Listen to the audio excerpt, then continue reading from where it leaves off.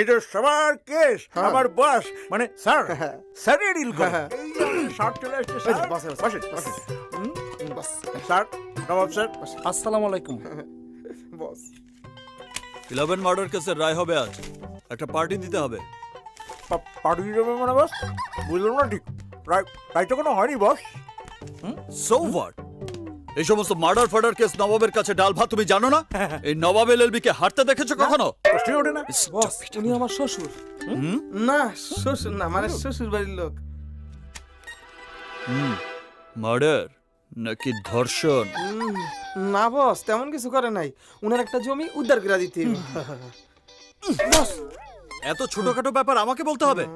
এই নবাব এলএলবি সামান্য জমি জমার ব্যাপারে আদালতে দাঁড়াবে? রাবিশ! এটা তো আমার 36 নম্বর অ্যাসিস্ট্যান্ট কিরমিনেই পারে। কিরমিনে, ইয়েস স্যার ওনার এলাকায় যত হাঙ্কি পাঙ্কি আছে সবাইকে ফোন দাও। সবাইকে আমার কথা বলো। ওকে স্যার দুদিনের মধ্যে ওনার জায়গা খালি করার ব্যবস্থা করো। ঠিক আছে যদি এতেও কাজ না হয় ব্যাপারটা আমি দেখব। জি স্যার আমি এক্ষুনি করতেছি স্যার স্যার সামান্য কিছু চা পানি খাবেন? আপনার কষ্ট হলে টাকাটা নিয়ে যান। টাকা পয়সা কোনো ফ্যাক্ট না। তাছাড়া আমি এত ছোটখাটো কেসের টাকা নিজের পকেটে রাখি না। মানুষকে ন্যায় বিচার পাইয়ে দিতে পারলেই আমি সন্তুষ্ট। ঠিক আছে। কামাই যাবো, যান যান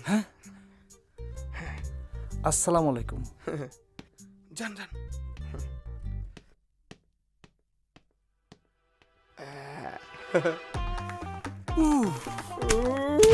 মাল দে। টাকা রে। বস রিয়েলি একটা লাকি ডে বস হ্যাঁ but I am not happy.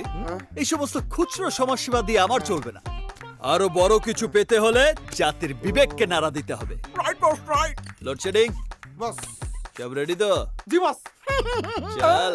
Sir আমাদের নেক্সট কেসের ফাইলটাকে রেডি করবো। স্যার আপনি কি মনে করেন আপনার এই বিজয়ের মাধ্যমে দেশে ন্যায় বিচার প্রতিষ্ঠা হলো?